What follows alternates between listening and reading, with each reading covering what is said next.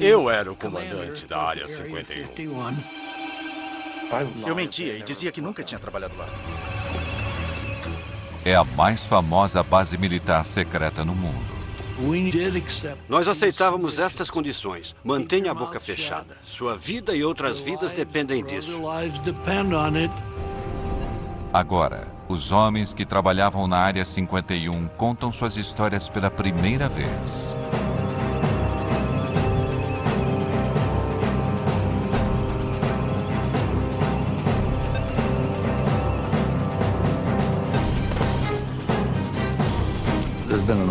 Houve uma grande quantidade de informações erradas, alimentadas pela curiosidade natural das pessoas. Quem não sabe o que está acontecendo quer descobrir.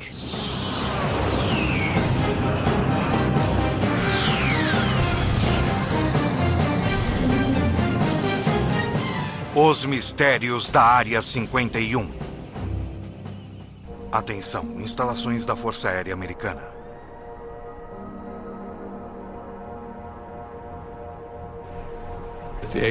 A CIA nunca admitiu e nunca irá admitir que existiu uma Área 51. Ponto final. Criada pela CIA em 1955 para desenvolver e testar os projetos militares mais secretos dos Estados Unidos, a Área 51 recebeu o nome de uma coordenada em um mapa. Embora oficialmente ela não exista, imagens atuais de satélite do deserto de Nevada mostram 7 pistas e mais de 25 hangares. Envolta em segredos, o acesso sempre foi muito restrito. Mas, finalmente, os primeiros programas que deram início a tudo estão sendo liberados e lembranças podem ser trazidas à luz.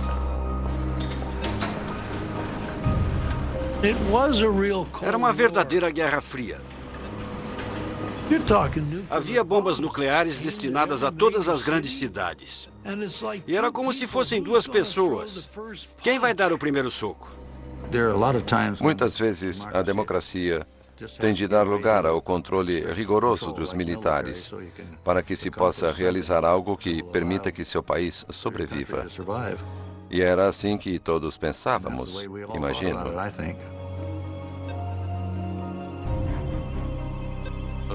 Quando tínhamos uma reunião, lápis e papel não eram permitidos. Os pilotos não podiam conversar entre eles. Nada era escrito. Ficava tudo em nossas cabeças. Quando entrávamos para o programa, recebíamos um codinome. Meu primeiro nome era Ken, e o sobrenome começava com C, de Collins. Mas era Colmar, C-O-L-M-A-R. No meu caso, não sou tão curioso. O que era bom no aspecto do segredo. Se eu não preciso saber, eu não vou perguntar. Me disseram para não me incomodar com o que eu podia fazer, que eu estava liberado pelas mais altas autoridades em Washington.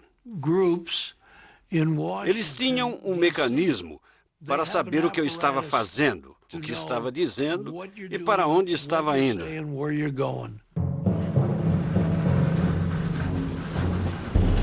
A base foi construída em torno de um lago seco conhecido como Lago Groom. O lugar oferecia vantagens óbvias.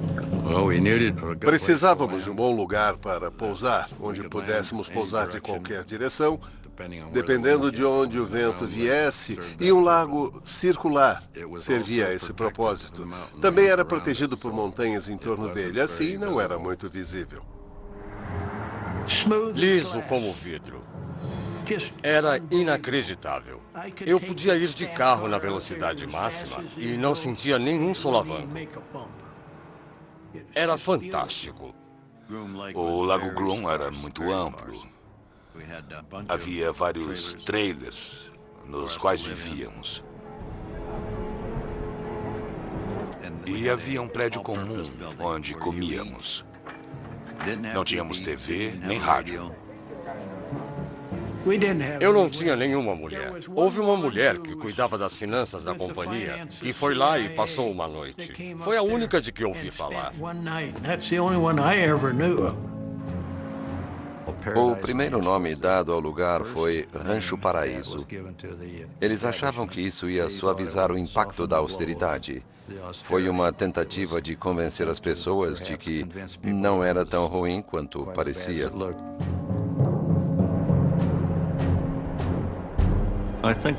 O encanto da Área 51 é que apenas tinha um trabalho a fazer e que não fosse necessário não ia para lá. Não ia querer ir para lá, porque não era grande local de férias. Era um trabalho muito duro. A CIA precisava de um certo tipo de homem para trabalhar na Área 51. Optávamos por ser guerreiros silenciosos. As seletivas de segurança eliminavam as pessoas que gostavam de se exibir. Eu tinha recebido minha primeira credencial de segurança. E fui ao cinema, enquanto minha esposa foi fazer compras com minha mãe. Estava no meio do filme quando entrou uma mulher, uma jovem da minha idade. E no meio do filme, ela me perguntou se eu morava em Las Vegas, há quanto tempo morava em Las Vegas e o que eu fazia. Ela não gostou das respostas. Em meia hora, ela se levantou e saiu. Muitas vezes eu me pergunto há quanto tempo ela estava me seguindo, se estava me seguindo ou se era apenas uma das garotas de Las Vegas, à procura de um cliente. Nunca vou saber.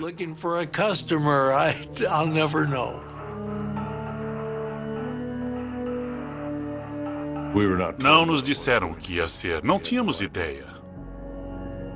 Diziam apenas que era extremamente sensível e que não devíamos comentar com ninguém. As entrevistas eram realizadas em quartos de hotel. Um sujeito tinha passado em tudo. Então lhe disseram, temos um projeto secreto no Oeste. Queremos que trabalhe nele. Está interessado? Ele disse, tenho que conversar com a minha mulher.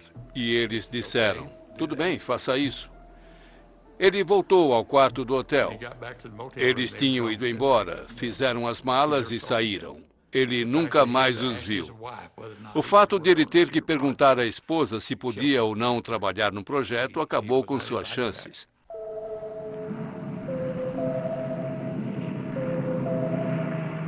A Área 51 foi criada para um projeto ultra-secreto chamado Aquatone. Em 1955, homens da CIA, da Força Aérea e de uma divisão secreta da Lockheed vieram ao Rancho Paraíso para começar a trabalhar.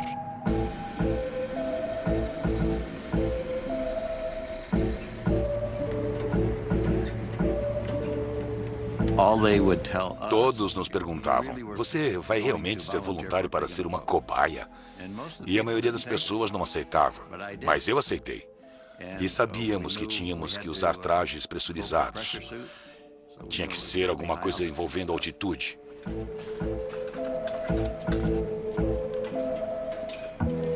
O sangue ferve acima de 15 mil metros sem pressurização. Então, se você perder a pressurização acima dessa altitude, o traje salva sua vida.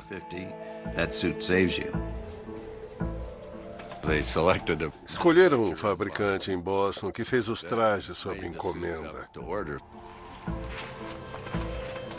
Tinham de ser feitos sob medida, bem justos. Por isso fomos ao David Clark, que fazia sutiãs para a Sears. Sei que algumas pessoas estavam animadas porque era emocionante, mas eu não. Eu mal podia dormir, ler um livro ou pensar sobre o que eu ia fazer, porque algumas das missões não eram nada simples. Tínhamos que voar de uma certa maneira para conseguir fazer as coisas. Cada quilo extra, até mesmo as rodas, podiam limitar a capacidade do U-2 de voar alto. Todo o combustível ficava na asa, não tinha como não arrastar a ponta no chão. Então as rodas mantinham as asas levantadas e assim que elas tinham sustentação, as rodas caíam e eu já decolava subindo em espiral.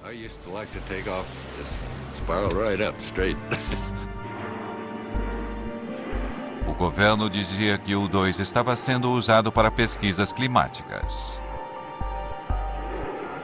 Essa era a nossa desculpa, um esquadrão de reconhecimento climático. Se não é um avião convencional, então o que será? O U-2 voava 3 vezes mais alto que aviões regulares e às vezes era visto por civis.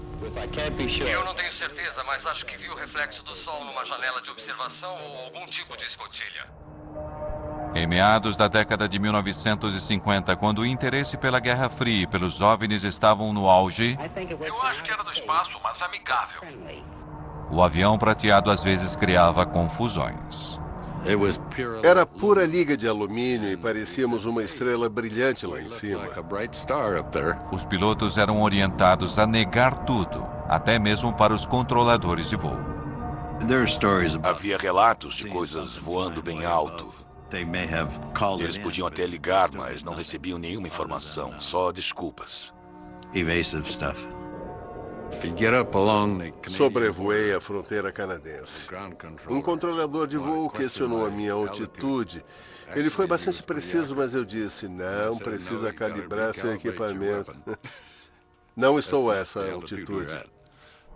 Em 1957, voos secretos de U-2 eram a fonte de metade de todos os relatos de avistamentos de OVNIs, mas eles não eram nada, comparado ao que viria. Voltaremos a seguir com Semana Especial.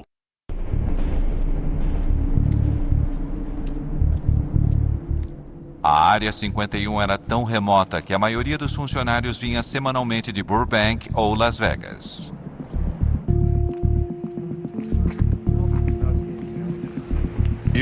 Minha família ainda estava dormindo quando eu acordava. Na segunda de manhã eu tinha que sair cedo para pegar o avião, que geralmente partia às 8 horas. Nunca sabíamos como seríamos levados até lá. Brincávamos dizendo que numa semana voávamos com bombas e na semana seguinte com galinhas. Não sabíamos o que estava no compartimento de carga do avião. Quando descíamos do avião, passávamos pela segurança e eles conferiam nossos crachás para garantir que éramos as pessoas certas. Faziam isso sempre. Tinha uma segurança muito boa. Gene Friedman se deslocava diariamente. Eu tinha 3 filhos. E na escola sempre se pergunta, o que seu pai faz? Eu dizia que consertava televisores. E a minha esposa ficava tão ocupada na criação dos filhos, em prepará-los para a escola, que ela não se interessava muito. E ela sabia que eu mexia muito com televisores.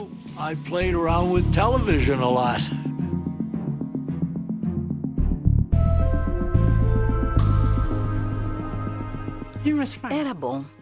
Tínhamos uma vida boa. Embora às vezes ele não voltasse para casa durante uma semana. Mas ele ligava, avisando que tinha que trabalhar. E as crianças, especialmente a minha filha, dizia, cadê o papai? Teve que fazer hora extra? Eu não sabia o que ele fazia. Era uma rotina estranha. Eu voltava para casa à noite. Minha mulher perguntava, como foi seu dia hoje? E eu dizia, não foi ruim. Consertei algumas TVs. Quer dizer, ninguém vai falar. Ah, querida, conseguimos detectar a seção transversal do avião mais secreto do mundo nos mínimos detalhes. Tá bom. E o que você fez hoje? Nada. Não podíamos nem tocar no assunto. Vamos encarar a realidade sem pânico. Esta é a nossa realidade. Algum dia, bombas atômicas podem ser lançadas em nossas cidades. A insistência no sigilo total era motivada pela paranoia da Guerra Fria e o temor generalizado de que a União Soviética poderia destruir os Estados Unidos. Um lado desconfiava do outro e o país tinha medo de ser dizimado por um ataque nuclear. Não se confiava em ninguém, nem mesmo nos pilotos de teste da Área 51. Em 1963, o avião de Ken Collins caiu em uma missão de treinamento. Uma semana depois, me perguntaram se eu concordaria em ser hipnotizado. Queriam descobrir se eu não tinha esquecido alguma coisa. Eu concordei. Então, eles trouxeram um psiquiatra importante de Boston.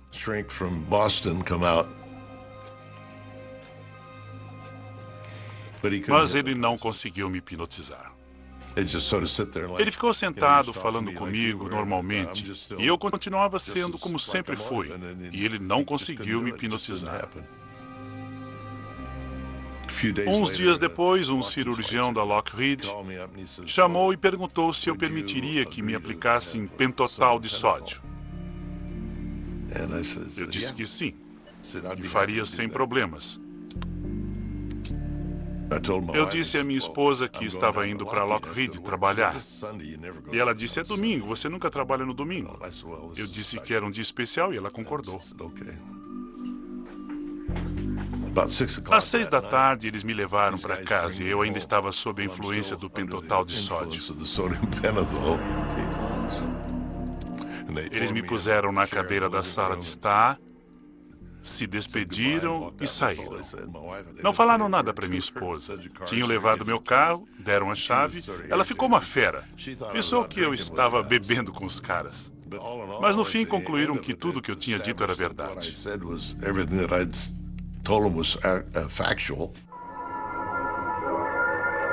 Quando uma bomba assim explode perto do solo, dezenas de milhares de toneladas de... O governo corria para desenvolver armas cada vez mais potentes e decidiu realizar testes nucleares ao lado de sua base secreta, a Área 51. Coloquem os óculos. Ficávamos no meio da área de testes nucleares em Nevada e ninguém queria ir até lá. Essa privacidade era muito importante para podermos trabalhar. E fazíamos tudo com uma boa dose de segredo. Mas com mais de 450 explosões nucleares entre 1955 e 1968, o local tinha seus inconvenientes. Quando havia explosões nucleares lá, éramos avisados e tínhamos que evacuar o local. Uma vez demoramos quase 2 semanas para voltar por causa do clima e dos ventos desfavoráveis. Tivemos que usar crachás de radiação para ter certeza de que não estávamos contaminados.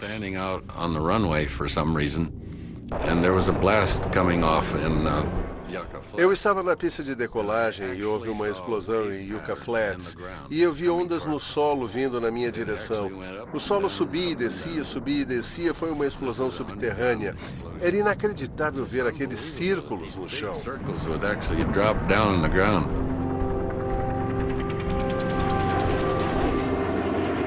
Diante das pressões da Guerra Fria, os Estados Unidos temiam que o U-2, o principal projeto da Área 51, já estivesse se tornando vulnerável aos mísseis soviéticos.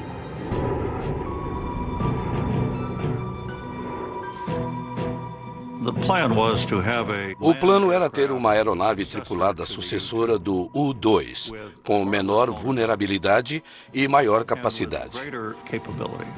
Pouquíssimas pessoas na CIA sabiam disso. No final dos anos 50, a Área 51 tinha um novo projeto ultra-secreto. Em 1958, comecei a trabalhar no que era chamado de Oxcart. Em 1960, me avisaram que eu tinha sido selecionado para uma espécie de programa de astronauta.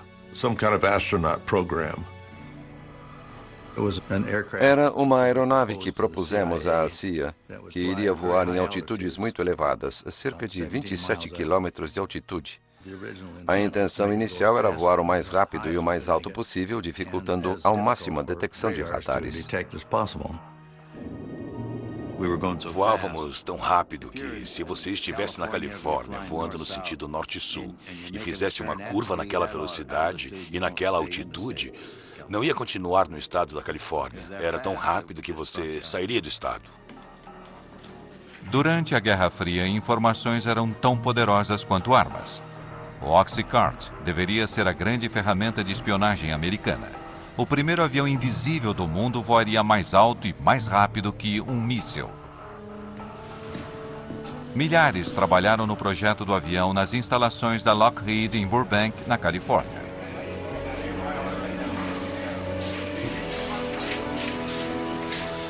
Mas, apesar da grandeza da produção, o projeto permaneceu secreto.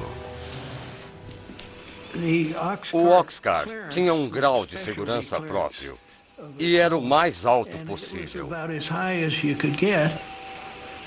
A aeronave precisava suportar as temperaturas geradas pelo atrito do ar durante um voo através da atmosfera a 3.200 km por hora. O Oxcart tinha 93% de titânio, um material que nunca tinha sido usado num avião. Para conseguir o titânio, era preciso fazer um acordo com a União Soviética. A forma como a CIA trouxe esse material da Rússia, pelo que sei, até hoje é segredo. Não sei como fizeram isso, não sei quem fez. Mas recebemos o titânio de que precisávamos.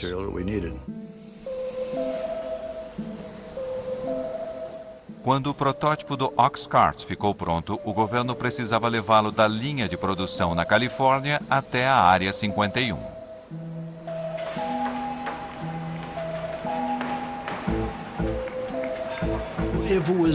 Se fosse redondo, iam colocá-lo numa caixa quadrada.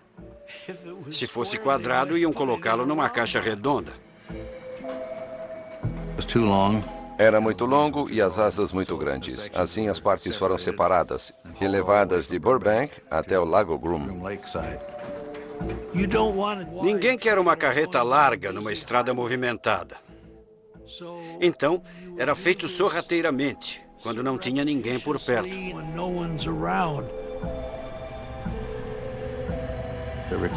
Foi preciso ajuda da Polícia Rodoviária da Califórnia, de Nevada, da CIA e de muito mais gente.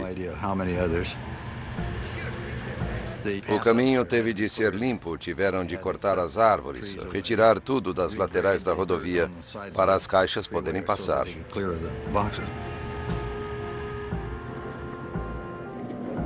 Eles não podiam saber o que estava nas caixas, mas tinham de saber que era uma coisa que tinha de ser protegida e mantida em segredo.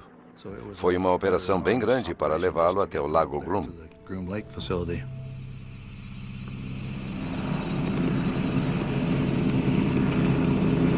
Ken Collins foi um dos primeiros pilotos a ver o Oxcart depois que ele chegou à Área 51. Eu fui até lá. O oficial de operações estava lá e me perguntou se eu gostaria de ver o que ia pilotar. Eu disse, claro.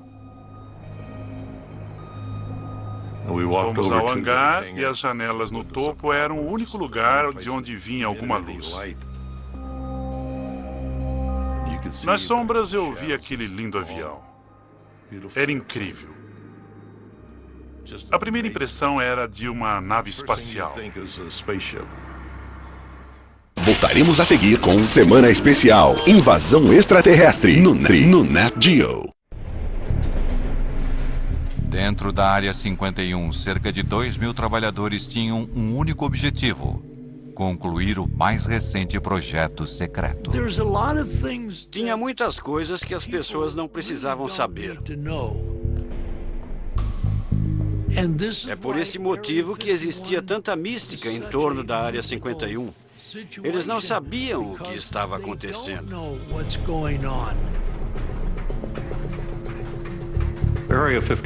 A Área 51 só tinha um propósito: desenvolver o Oxcart e colocá-lo em operação no exterior.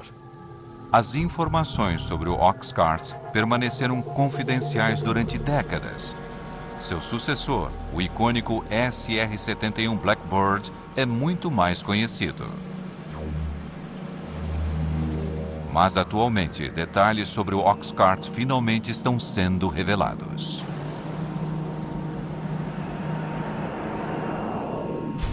O Oxcart foi o primeiro avião furtivo do mundo, projetado para ser virtualmente invisível aos radares inimigos. Nos testes de que participei, o avião sobrevoava uma estação de radares. A ideia era descobrir se eles podiam voar sem serem detectados. Fui à sala de controle de radares para ver o que acontecia quando a aeronave passava. Eu estava lá e ninguém conseguia ver muita coisa acontecendo. De repente, pareceu que uma escada tinha caído no telhado. Era a onda de choque do avião. Ele não foi visto nos radares. Parecia que estava fazendo o seu trabalho. A aeronave podia ir de uma costa a outra dos Estados Unidos em 70 minutos, mas seu único objetivo era a espionagem. Estas imagens feitas sobre a Coreia do Norte foram liberadas pela CIA e nunca tinham sido divulgadas antes. Elas revelam a capacidade do avião de fotografar objetos no solo, voando a 27 mil metros de altura, numa velocidade de 3.500 km por hora. A câmera estava num avião voando numa velocidade de Mach 3. A resolução era de 12 polegadas, 30 centímetros. Se você pensar num objeto no chão e puser uma grade sobre ele com 30 centímetros de lado, cada um desses quadrados vai ser preto, branco ou cinza.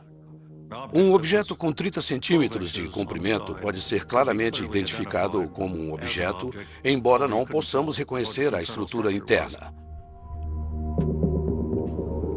Mas se tirarmos a foto de um tanque, ele vai ter 500 pontos e vai identificar o tanque.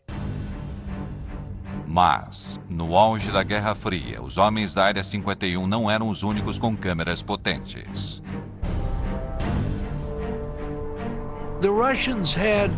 Os russos tinham de 4 a 6 do que chamávamos de latas de cinzas. Tínhamos uma estação de monitoramento de satélites e éramos avisados do momento em que o satélite deveria passar. Quando se aproximavam da nossa região, fechávamos tudo. Tínhamos galpões de emergência. Se um avião estivesse a céu aberto, quando o satélite estivesse se aproximando, era rapidamente levado para esses edifícios. Mas, às vezes, um modelo do Oxcart era colocado sobre um pilar para que suas propriedades furtivas pudessem ser testadas. E com os soviéticos espionando do alto, isso representava um problema. Era muito difícil disfarçar um avião em cima de um poste quando o satélite passava. O pessoal da segurança não queria que eles vissem. Não tínhamos outra opção a não ser tirar a maquete de lá e colocá-la no hangar. E depois colocá-la de volta no lugar.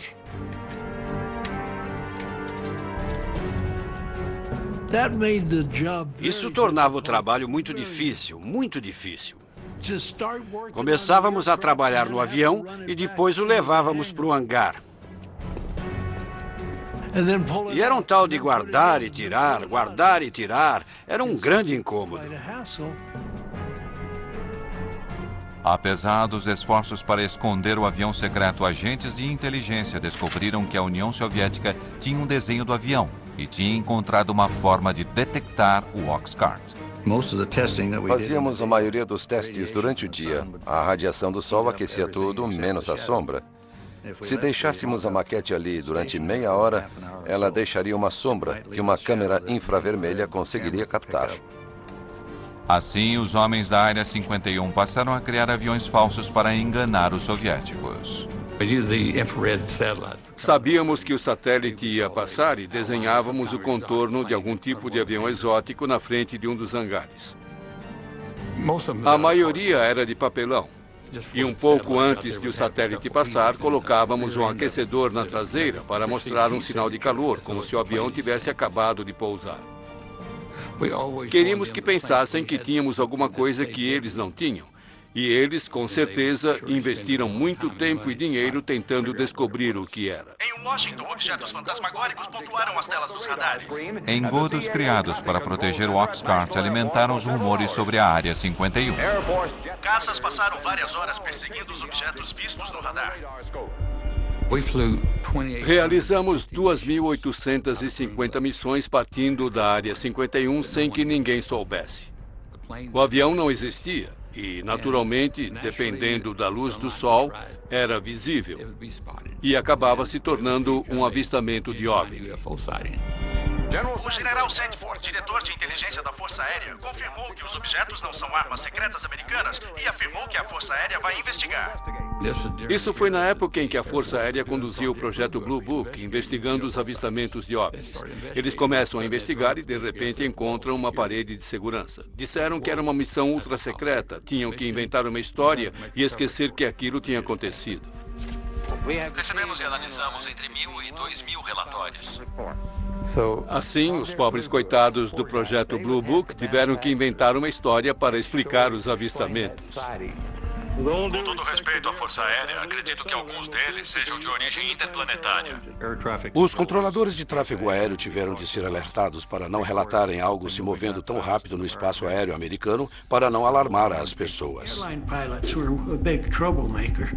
Os pilotos comerciais criavam problemas.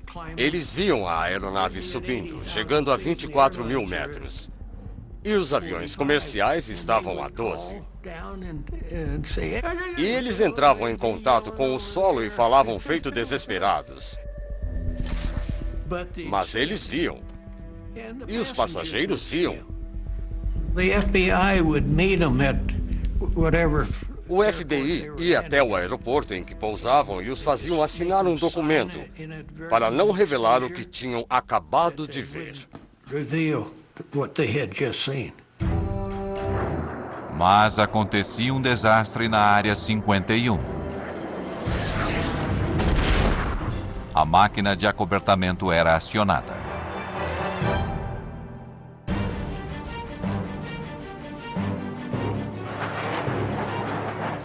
Apesar dos segredos que envolveram Oxcart, indícios de uma falha inicial estão finalmente vindo à luz décadas depois. Era um teste subsônico de motores em baixa altitude. Tive problemas para acelerar até Mach 3. Voei para o norte da área, subi para 7.600 metros, virei para o sul e comecei a entrar nas nuvens. Alguma coisa não estava certa. O avião embicou, ficou invertido e entrou em espiral. Não dava para recuperar.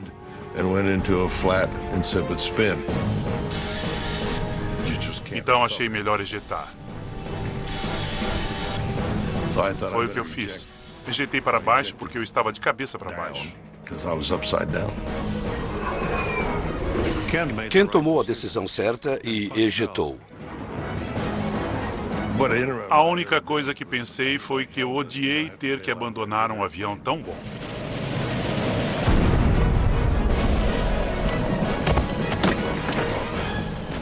Ele desceu em algum lugar perto de Wendover, Utah. Eu pousei, recolhi o paraquedas, porque achei que ia precisar dele. Talvez tivesse que passar a noite ali e ia dormir dentro dele.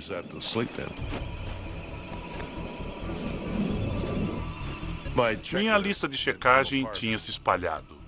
Comecei a recolher algumas das páginas, eram todas confidenciais e tinham o carimbo de secreto. Tudo que eu consegui recolher eu pus no bolso.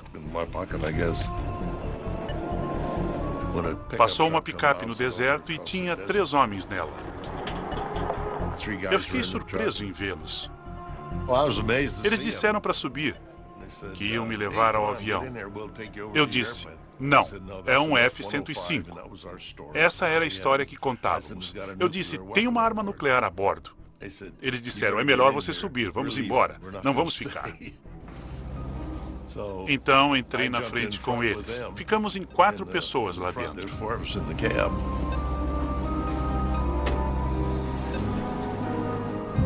Não sei onde eles achavam que estávamos indo. Se a bomba explodisse, estava tão perto que não teria feito qualquer diferença.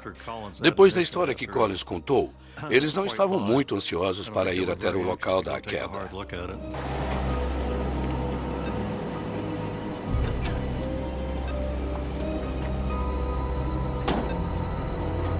Tínhamos um número de telefone para essas emergências. Fiz uma chamada rápida, me identifiquei, só precisavam saber disso e eu lhes disse onde estava.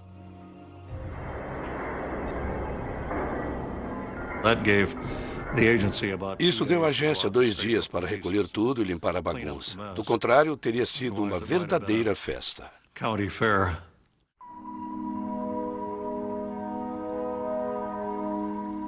Esta é a primeira vez que fotos do esforço do governo para limpar o local do acidente são reveladas.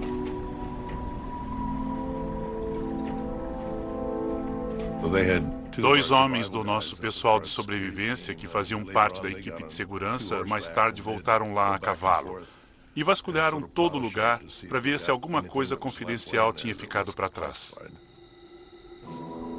Em virtude do acobertamento e da localização remota, a limpeza foi boa o bastante para manter o local do acidente em segredo durante décadas. Foi considerado um acidente de F-105. Aviões caem o tempo todo em torno das bases militares. E tudo foi esquecido.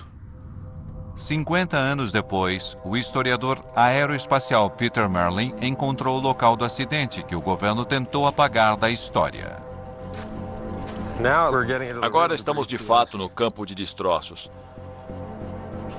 Durante o processo de limpeza do local, as peças maiores foram cortadas com maçaricos e levadas para a Área 51 num avião de carga. Ele examinou o deserto durante anos, usando informações de documentos liberados. Este memorando secreto foi liberado pela CIA. Ele diz: todos os vestígios de 123 foram retirados do local do acidente. Minha experiência com locais de acidentes diz que sempre resta alguma coisa. Esta peça aqui faz parte da estrutura da asa. O A é de A12, W indica a asa, e 667 era o número do desenho. Isto é do interior da cabine, é o selo de inspeção.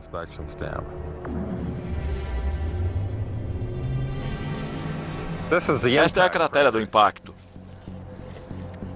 Tem titânio em todo lugar. Nossa, é um pedaço grande. É um titânio bem espesso. A fuselagem atingiu o solo bem aqui, nos 2 lados. Há uma depressão causada pelos motores. Uma bem aqui. É uma depressão causada pelo motor. Aconteceria a mesma coisa hoje se um avião secreto da Área 51 caísse aqui. Provavelmente haveria as mesmas restrições de segurança. Também inventariam uma história para acobertar. Voltaremos a seguir com Semana Especial.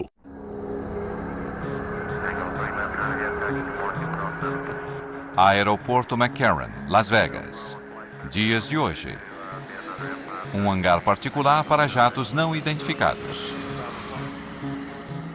Diariamente, funcionários continuam fazendo a mesma viagem para a Área 51, que ocorre desde os tempos do U-2 e do Oxcart.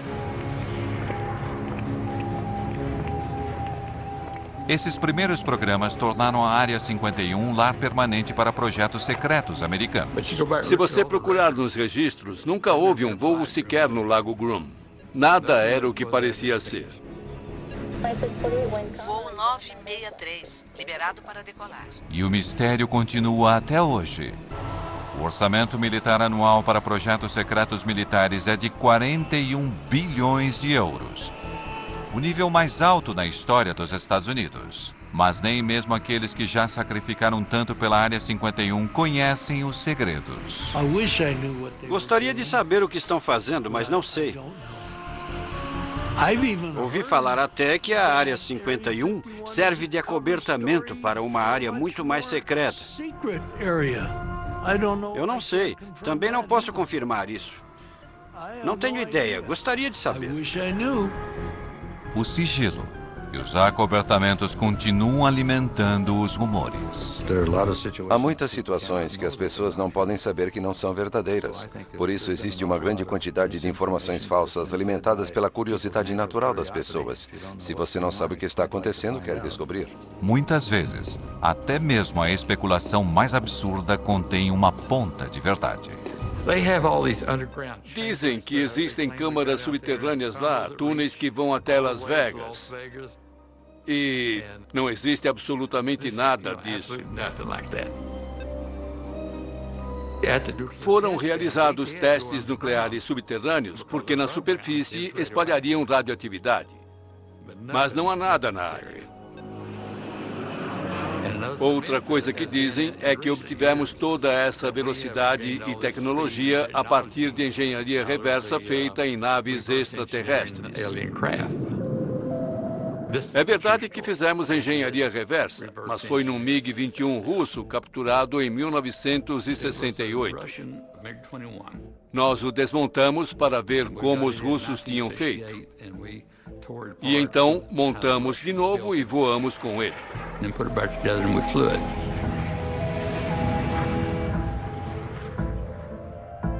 Até mesmo a teoria da conspiração de que o governo encenou o pouso na Lua na Área 51 tem um certo fundamento. Na área de testes atômicos, testamos o veículo que enviamos para a Lua. Testamos todos os sistemas de suporte de vida. Os astronautas foram treinados nas crateras das bombas atômicas. Daí surgiram essas histórias malucas.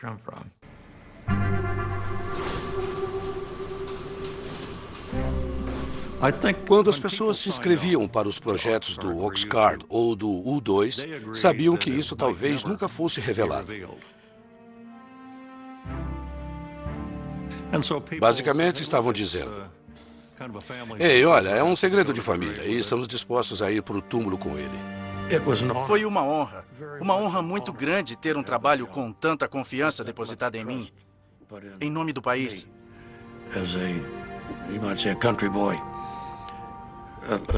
Muita confiança foi depositada em pessoas como eu, que trabalharam lá.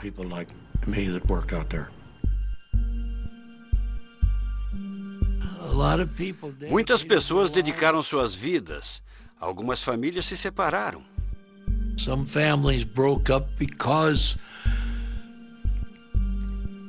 Porque a esposa não sabia se o marido ia voltar para casa à noite. Não era apenas um emprego.